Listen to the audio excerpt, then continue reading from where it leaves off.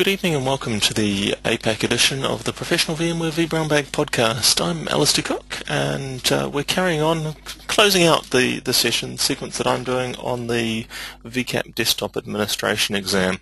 This session has been running way too long with all of the hiatuses and Christmas breaks that have been running, so I think I need to put a line under it and start doing something new to keep the energy up.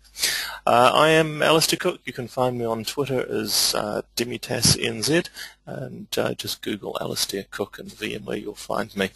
We run alternate Thursdays for this APAC edition of the vBrownbag podcast, New Zealand time 9 p.m, and of course, depending upon where you are in the world, that could be a really inconvenient time or a really good time to take part in the podcast. So appreciate those of you who are with me this time of the evening.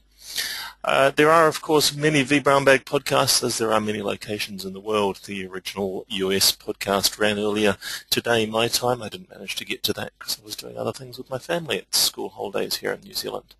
There is a European edition. There is a US-based Latin American Spanish-speaking edition, and we've even had some Italian-speaking editions of the European podcast. So we are happily international. For those of you who are involved in OpenStack, currently the vBrownbag OpenStack podcast is on a hiatus as Cody has been otherwise occupied. Hopefully the upcoming OpenStack Summit in Atlanta, which I'll be going to in a couple of weeks' time, will reinvigorate that podcast and we'll see some more vBrownbag around OpenStack. For those of you who are interested in OpenStack, hit up Cody's blog openstack.provv12n.com and find all the things he's been doing with OpenStack, including some links that I put up to the tech talks that we'll be doing at the OpenStack Summit in Atlanta. This is, though, looking at the VMware Certified Advanced Professional in Desktop Administration, the VMware View product primarily. As we know by now, it's long since the exam has been out, and hopefully people have been successfully passing it. No, I managed to pass it, although I did sit the beta exam last year. Requirements: you must be a VCP of some sort. It doesn't matter what sort of VCP you are, as long as you take one of the VCAP exams, you can go sort of sideways to sideways across between the streams of VMware certifications, whether it's the desktop, data center, or cloud. So long as you hold a VCP in one, when you take a VCAP in another, you get grandfathered into the VCP certification in that stream. So it's nice not having to do the VCP level certification and then follow up with a VCAP certification. The VCAP-DTA, there is no mandatory training for it. Like all of the VCAP certifications, if you know your stuff, if you've self-studied with the assistance of the vBrownbag, and of course a bit of your own time and mental energy and labbing, you'll be able to go and sit the exam. There's no particular requirement to attend training. Of course, the only training that's aligned towards the VCAP-DTA exam is the VMware View, Install, Configure, Manage course. Nice little 4-day training course, reasonably frequently run. A little quiet at the moment. I haven't had many of those, although I'm teaching that next week in Auckland. Once you have here we go. Would I recommend, so question from the floor, would I recommend doing the desktop VCP certification before doing the DTA? It's certainly the path that I've taken, but I've been working in virtual desktop for a very long time before it was called VDI, back when I was a Citrix presentation service specialist. So my kind of path to it is a little different. I wouldn't be particularly concerned about doing the VCP in desktop if you feel that you have the skills and experience, particularly to the DTA, the actual Live Labs administration exam. I kind of feel that the administration VCAPs are the ones that are most closely aligned to the VCP certification, whereas I kind of feel that the design VCAPs are a little less closely aligned to the VCP skill set. That design is quite separate. And so I think the VCAPs for administration very adequately display that you actually understand the underlying principles. It's kind of hard to build and modify an environment, which is part of what the VCAP admin exams do, when you don't understand the underlying principles to it. So my personal feeling is that the VCAP admin exams are a really good way to demonstrate that you have the skill set to do VCP. Now, it depends what your learning style is, how you like to learn, what your kind of pace is. It may be that it works better for you to go and do the VCP within the desktop, even if you've got VCP in maybe data center virtualization or cloud, that you'll want to go and start with the VCP level certification in desktop. And it really is down to you how your learning style works, how maybe you find it's less intimidating to do the VCP certification before the VCAP certification.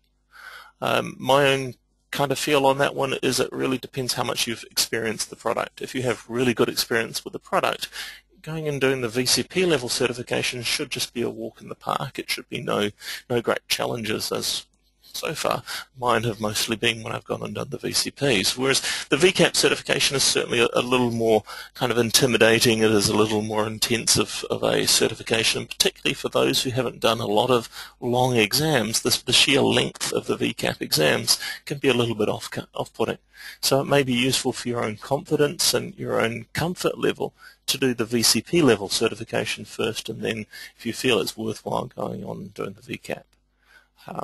I think it's very personal whether you should first do the VCP cert and then the VCAP. Of course, you have to do one VCP cert before you can do any of the VCAPs. Other advice, very generally, always with VMware certifications, because they publish a blueprint, you always study to the blueprint. The question base within the exam will always fit to what's in the blueprint, and not everything in the blueprint will be in your exam. I've certainly seen blueprint objectives that never turned up in my exams, and I'm looking at vShield for that one. But what you always find is that the questions that you do get always map to objectives in the exam.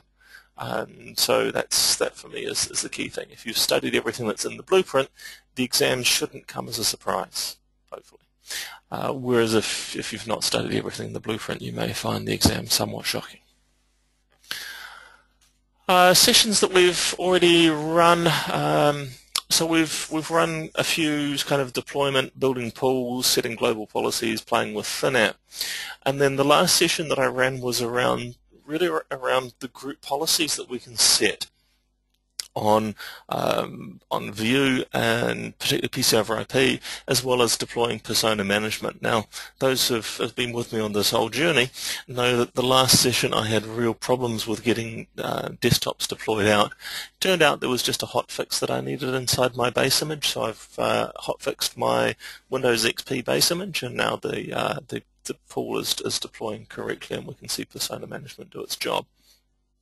My plan today is to just review what we set up in the group policies to confirm that persona management worked as we expected to, and then my plan is also to set up the folder redirection component that I think is a really important part of any VDI deployment. It may not be in the exam, but I think it's a really important thing to do. So these are the slides for all the things that we've already done. Group policies, I looked at some of those. So really I'm going to look at persona management, confirm that persona management works, and then we'll look at the home directories and folder redirection off that, which I haven't configured yet.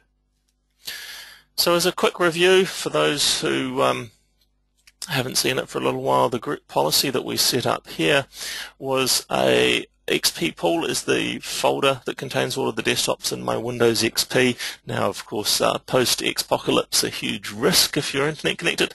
I have a pool of XP-based desktops, and so they live in this XP pool folder in my Active Directory. Now, one of the things I would normally do would be to, at the VDI folder, I would actually normally block inheritance of group policies at this point, and then I would link existing group policies, and I would particularly grab the default domain group policy. I wouldn't bring the domain controllers policy. The fewer group policies that are linked here in your VDI pool, the less I/O we're going to generate from applying those policies. The group policy that I created in the previous session was this VDI desktop group policy, which really used just the administrative templates that shipped with View and set some of the settings around the PC over IP image quality. So this is the ability to control things like how lossy the initial lossy build was, and also to configure, particularly this one, the maximum frame rate is one of the really useful settings to tune back to maximize the performance across a WAN link. If you're working with normal kind of Office applications, then 12 frames per second is pretty adequate, whereas the default of 30 frames per second is quite high. It's higher than the videos you watch in the movies. They normally run at 24 frames per second, and so you're potentially getting some very large bursts as things are changing fast on screen across the WAN, and that can be really unpleasant to other WAN users. The other thing that I did in there was to set a PC/IP session floor bandwidth. This is the assumed minimum bandwidth even if we're getting packet loss, so that PC/IP won't try and tune down to a really low bandwidth. That one proves to be particularly important when you're working with really lossy networks like New Zealand's 3G networks. Of course, I turned off build to lossless, but you had to enable turning off and then accept that you were enabling turning off. That was the setting that says just give me the image that is so good I can't tell that there's any artifacting from compression, but don't actually build it till it's pixel perfect. And the reason we have to twice opt out of it is that there is a kind of liability issue that turns up. The liability, of course, is around if you get sued about maybe a decision made on the basis of an X-ray. If there is some doubt that could be put in the minds of the jury, then you have some issues here, and this is why disabling build to lossless requires two confirmations. The reality is that perceptually lossless is as good as you can see. Consequently, there's no technical issue, just a liability one. I like this one, the disabling of direct RDP. This means that the view agent will reject any RDP connection to a VDI desktop that wasn't brokered through the connection server. This is really useful to avoid virtual machine hijacking, and particularly hijacking of dedicated assignment pools. So if a virtual machine belongs to the user Fred and the user Bob RDP connects to that VM that belongs to Fred, well, Fred can no longer connect to the pool, and so we can denial of service users by RDPing. And of course, we could loop around and go through multiple of them and occupy every VM in the pool if we know what we're doing and we're particularly badly minded. So disabling direct RDP is a really cool thing to do. Those are some of the kind of standard view agent and PC/IP settings that I would often set in a VDI environment. Then we've got the setting here to enable persona management. So we've said enable persona management, and to do a background upload of our profile, everything but the registry on a 10-minute cycle, so that at log off there is the minimum amount of time required for that. We've then explicitly configured a share for the repository for view persona, and we'll just make sure that that share exists. That's not what I want to do. I want to do control insert, and then I'm going to paste it here into a run dialog. As I mentioned last time, this is something I always do to check that the share exists and is accessible to me. So it's all good. We're able to see that share. Fairly simple group policy, not a lot of settings in there, and we've got some good basics in. So let's confirm that we can connect to that VDI desktop. I've got my view client configured to automatically use my credentials from the desktop, and I've also accepted the certificate, or allowed it to accept untrusted certificate, because of course I'm using an AutoLab build here. I haven't yet built in deploying trusted certificates for view, because it uses the Windows PKI. It's relatively easy to use trusted certificates. A single desktop. Actually, while we're configuring the view client, we should probably actually go and do that. So I'm going to log off from the connection server, and in here I'm going to configure SSL and say don't verify the server certificates, don't pop me that dialog that says it's an untrusted certificate. Now, of course, we know in production that's a bad idea, but in a lab it's quite acceptable to work with self-signed untrusted certificates, and this time you can see there was no certificate pop. I'll fire up my legacy desktop. And we'll connect to that Windows XP virtual machine that is finally successfully deployed after I patched my golden master image that was used with View Composer. This being the first logon, because there wasn't a folder for my VI admin user ID on that persona management share, I've got all of the usual first run things where all of the Windows applications set themselves up. So we can see desktop update applying and personalization of all of the included components, and eventually I get myself a nice Windows XP desktop. Nice and clean, not too much on it. I think one of the things I will do is I will say that I'll run the Windows XP tour, thank you very much. And one of the things we'll notice then is that at my next logon I won't get that little pop down here for it. Let's not download the updates. I should probably set up a group policy that turns off WSUS for the XP pull folder, leave WSUS enabled for where my master VM lives. In terms of operational process, we should log into the administrative portal on my connections. That's not what I want to do. Log into the administrative portal on my connection server. Let's log in as administrator rather than VI admin. VMware1 exclamation mark. Remove my username so there's less typing next time.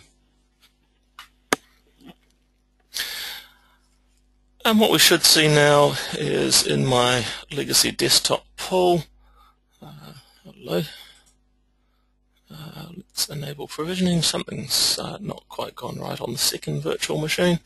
What we should see is that I've got a desktop. There's one desktop that is currently connected and is operational.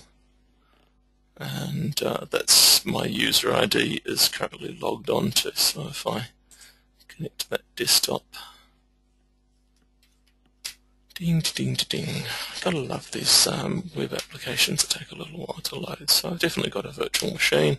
It's definitely up and connected. Maybe I should be looking into the pools. I'm just looking for a place where it's going to tell me that it's me connected. And here we go, take me into the pool. In the sessions view should list the user ID that is connected. There we go. So now we're going to see that it is my VI admin user ID that's connected to the XP machine. The other thing that I'll do while I'm here is paste that view profile folder, and you can see that that periodic upload of my profile, well, the folder's there, but the actual periodic upload hasn't happened. I haven't yet spent 10 minutes logged on to the desktop, so I'm not overly surprised that there's no contents in my profile folder. To validate the profile folder does get populated, I'll just do a nice clean log off from the Windows XP machine. If you're still working with XP, it's probably a good idea to include UPH clean in your base image to make sure we do get that clean log off. Connected, I'm using the same user ID. I should have permissions to see it. Is my session still showing? At this point, doing the actual log off. So it's still showing a connected session at a View admin portal, which kind of explains why we haven't yet seen any. There we go, we're starting to see some population of the folders in here. And so we can see persona management uses a fairly standard folder structure, the same as you'd see with a roaming profile. So the folders get populated out here the way you'd expect them to. All of the folders you'd expect to see are all sitting in here. Nothing particularly interesting in them because I haven't actually done anything particularly exciting with this desktop. What I've got to make sure is that the desktop is properly logged out. In fact, I should change to the inventory view because as soon as I'm disconnected, the session disappears out of here. So back in the inventory view, I want to see a desktop that's in an available status so I can connect to it. So I must have things set for refresh at log off. Now this machine is showing a provisioning error. As I always do with a provisioning error, I'm just going to remove the virtual machine. My recollection was that was a virtual machine I had problems with last session when I was trying to get all of my provisioning to work correctly and needed that patch before it would do so.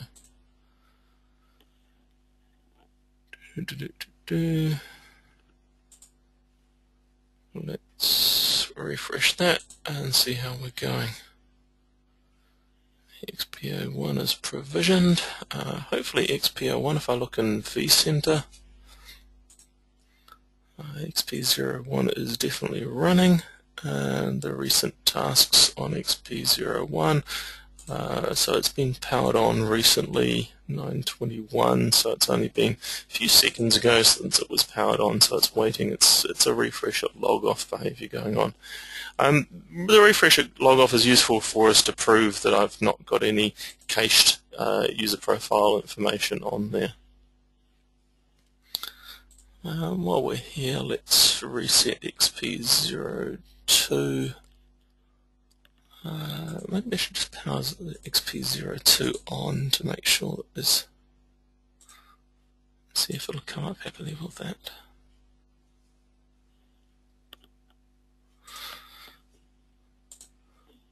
Keep seeing what view's up to. Okay, so XP03 still had a problem.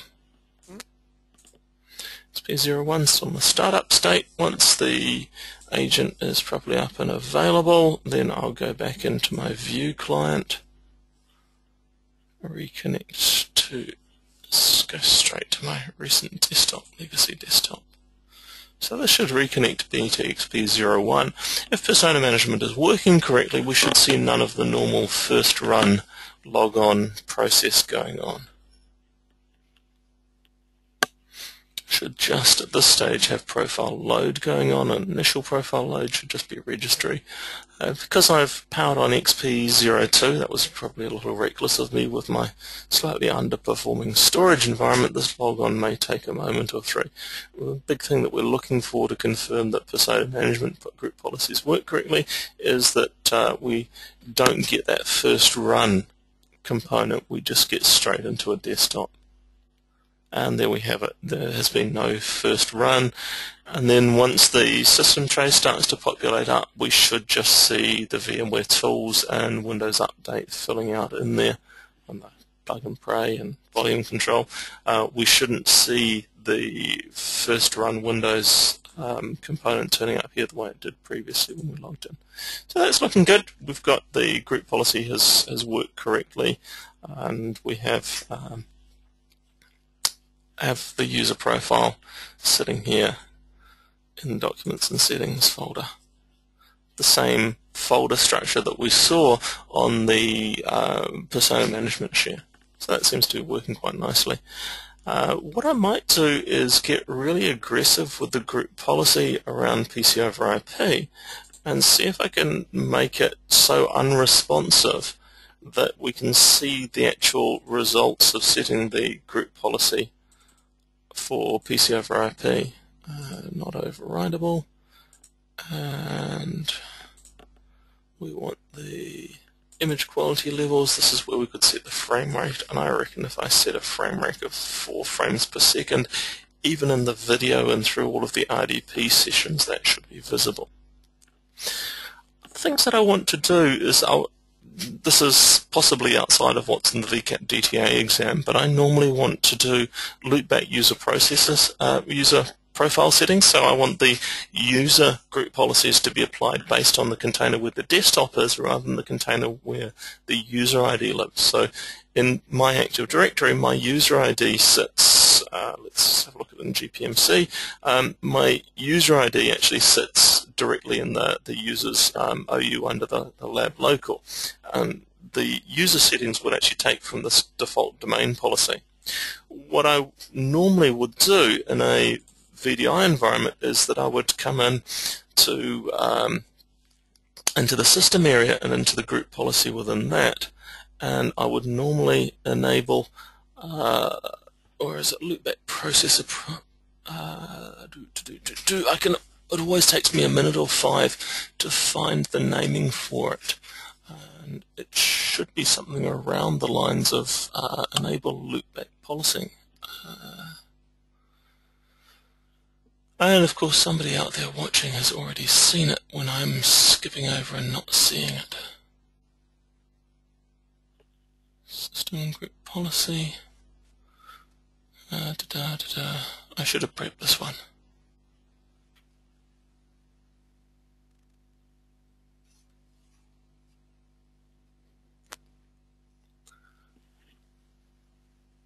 It's here somewhere, but I'm just not seeing it today.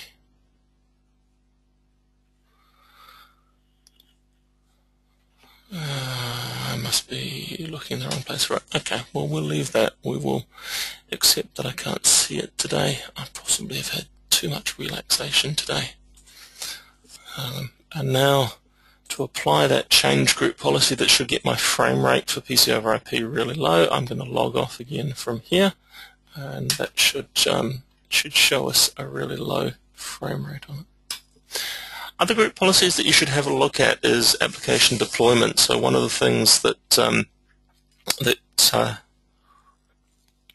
I've not played with is using group policy to do application deployments and to get our FNAP packages to deploy out into desktops using group policy.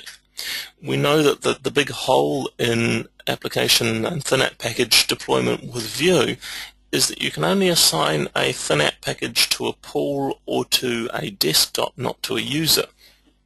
And so you can't assign a particular application to one user within a floating assignment desktop pool using the built-in FNAP functionality. It's really worthwhile having a look at how the group policy settings work for deploying an MSI package, because of course the FNAP package is just an MSI. If you've built a streaming MSI and put on a network share, you can use group policy to deploy that application to desktops, and you could use filtering within the group policies in order to apply it just to specific users. And this is something you should probably know how to do before you go and sit the exam for this.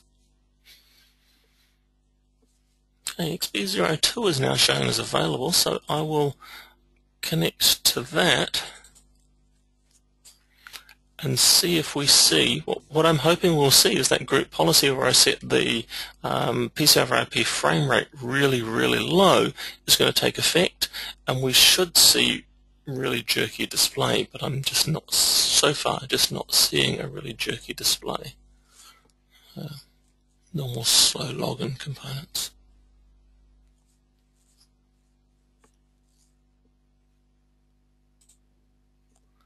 Yeah, that fade didn't look particularly jerky. No more than, maybe it is a little hard to tell. But the frame rate does look, to me, to be fairly normal. But this machine may also, not have applied the group policy.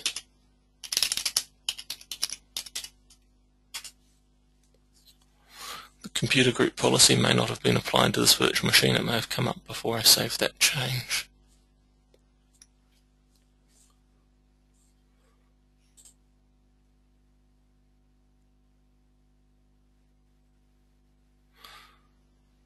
Not completely convinced that it probably is a little slower to paint things. I don't know if you're seeing it, but I feel like it is showing slightly slower performance painting things. Kind of hard to tell. Maybe I should have forced it down to 1 frame a second, and then the slower screen paint would have been more visible.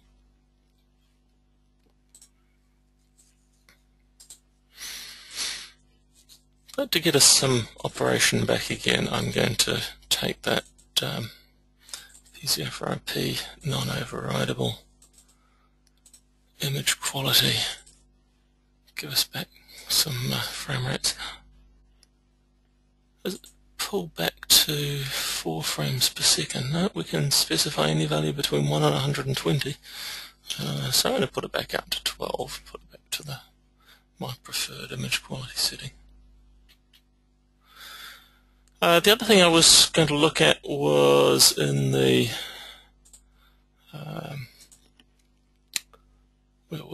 where were we for the Vue persona management? I was going to do some things with folder redirection. One of the things I always want to do is redirected folders allow administrators rights. This really helps you when you come to delete things. And then I was going to put the my docs, actually before I do that one, I want to set, no, I should have prepped better for this. back here on the DC, I have created another share. Do it this way. On the domain controller, so this is back on my domain controller with my share, and you can see that a view profile folder now contains my VI admin. So view home, so I'll just put a folder in here for VI admin.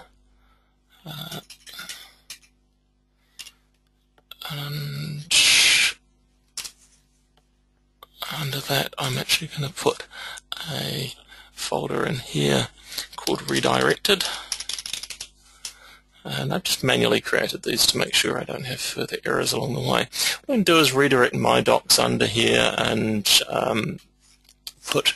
basically redirect the folders for users. So we'll go back to DC,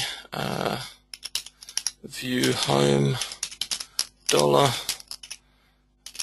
username, username percent, sorry.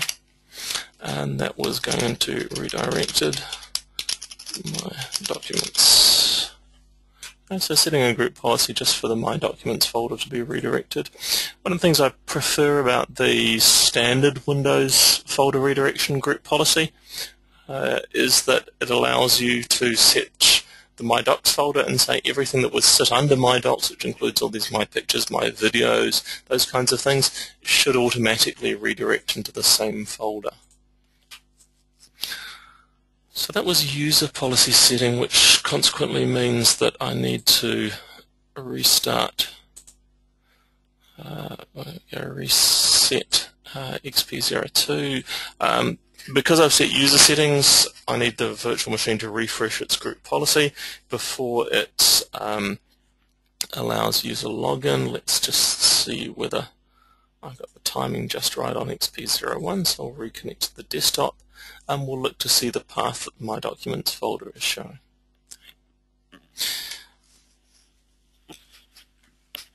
One of the challenges in the DTA exam is I'm trying to remember whether you actually got a functioning desktop to connect to and confirm the changes that you've made to group policy. And it's getting close to a year ago that I sat the beta exam, so I don't recall. You may well be making setting changes blind, and you need to practice those settings to remember where they sit, what the values are useful for, if you can't test them actual live during the environment.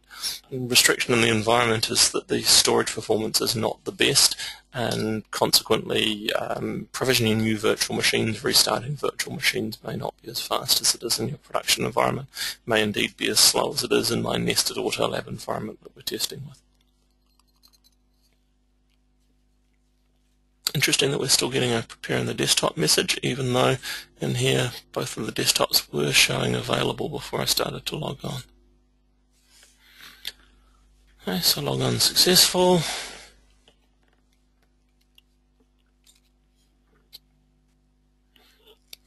Again, profile load, and have a look to see what we get in the way of group policies on the disk. So let's just open that and see where we end up with on My Documents now.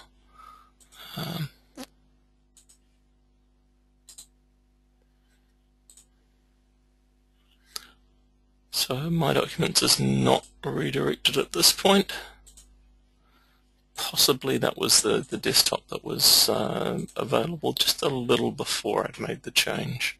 So I'm logging off that one to force a refresh. As soon as that connection goes away,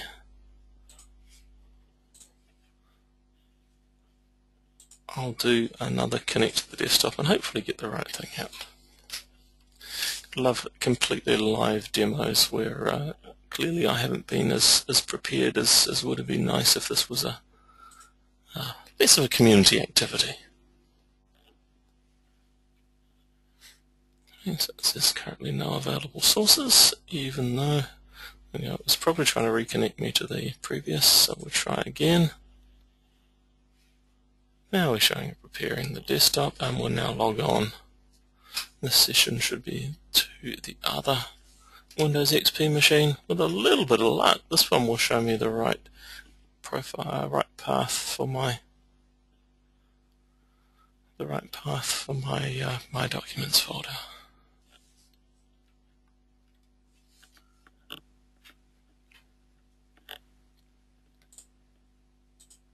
If you are studying for the DTA exam, remember it is all hands-on live labs. You get a real production environment to play with, and consequently it's important that you understand how to work. There we go. So the redirected My Documents folder is now going to the right location. If I open that My Documents folder, and we can see happily that my music, pictures and my videos have gone directly under there. I didn't need to explicitly set those, which I didn't actually realize was the way things were happened. This is going to be a marker file.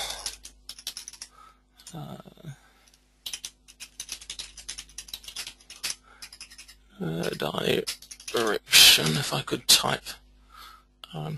If you're still at school, learn to type. It's incredibly useful to be able to touch type as you start working in the IT industry.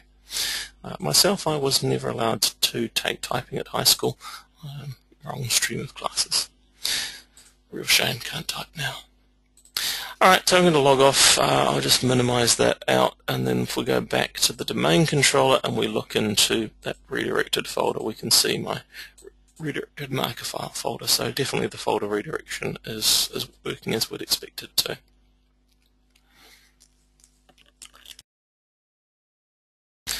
So at this point, the group policies are allowing the user is it dated? Group policy is allowing the user to log on to different desktops within the pool and get the same settings. We've logged on to 2 different desktops. They're all set to refresh at log off, so my changes inside the desktop are not being kept. We've seen some evidence that all of the group policy settings are changing, and so we're seeing the effects in those.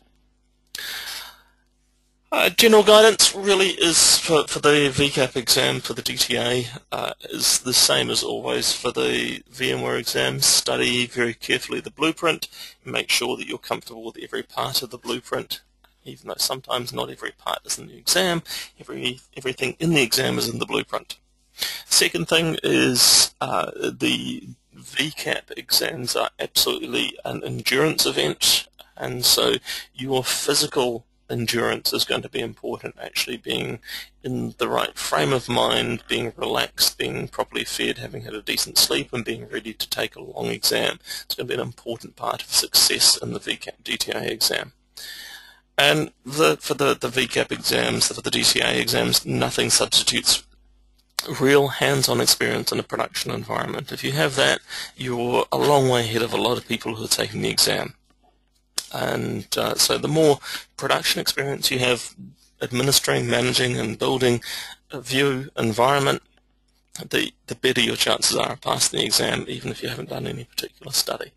So this is the end of the APAC edition of the DTA exam. If you've only been following the APAC edition, there have been, I believe, 3 sessions run in the US edition covering some of the DTA blueprints.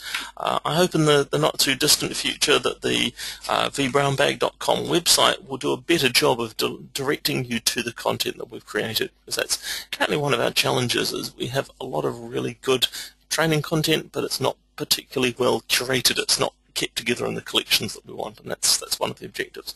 But there are certainly quite a lot of sessions that are about the VCAP-DTA exam, and they can all help you to get your certifications. Alright guys, I'm going to close it out here. It is the 24th of April. We should be back in 2 weeks' time. With a bit of luck, we'll be kicking off a performance session with some special guests, so it won't just be me talking for the entire podcast.